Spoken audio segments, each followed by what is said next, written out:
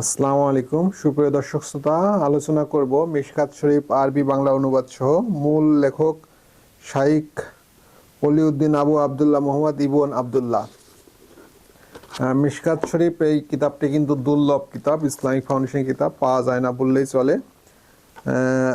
এই কিতাবটির মোট পৃষ্ঠা রয়েছে যে আপনার 386 পৃষ্ঠা এবং কিতাবটির আলোচ্য বিষয়গুলো একটু পড়ে আপনাদেরকে শোনাই যে যেসব বিষয়ের উপরে এখানে আলাপ হয়েছে। ঈমান অধ্যায় রয়েছে, কবিরা গুনাহ ও মুনাফিকি নির্দেশন সমূহ, মনের খটকা, তাকদীরের উপর ঈমান, কবরের আযাব, কোরআন ও হাদিসে মজবুত ভাবে আঁকড়ে ধরা, ইলম অধ্যায় পাক পবিত্রতা, যে কারণে ওযু করা প্রয়োজন, পায়খানা প্রস্রাবের রীতিনীতি, মেসওয়াক করা, ওযুর নিয়ম কানুন এবং সুন্নত সমূহ।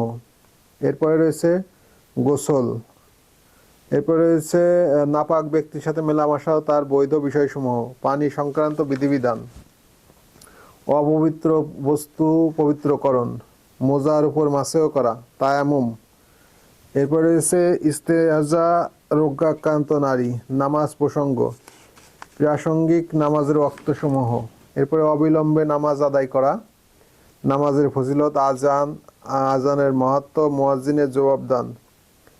এরপরে রয়েছে মসজিদ ও নামাজের স্থানসমূহ, আচ্ছাদন, সুতরাং নামাজের নিয়ম কানুন, তাকবীরে তাহরিমের পর পঠিত বিষয়, নামাজের মধ্যে কোরআন পাঠ, রুকু, সিজদা তার মর্যাদা, তাশাহুদ, নবী করিম পাক সাল্লাল্লাহু আলাইহি ওয়াসাল্লামের দুরূদ শরীফ পাঠ ও তার মর্যাদা, তাশাহুদের মধ্যে দোয়া, নামাজের পরে দোয়া, যে কাজগুলো নামাজের মধ্যে করা না জায়েজ, যেগুলো করা জায়েজ, সিজদা সহ ভুলে ক্ষতিপূরণমূলক সিজদা, কোরআনের সিজদা, নিষিদ্ধ ওয়াক্ত সময়সমূহ, জামাত ও তার ফজিলত, এইসব বিষয়সমূহে এই কিতাবে আলোচনা করা হয়েছে। এই কিতাবটি কিন্তু বেশ চাহিদা রয়েছে।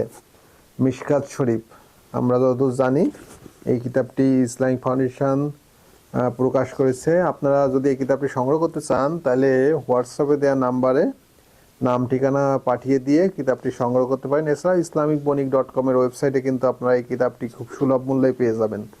আসসালামু আলাইকুম রহমতুল্লাহ।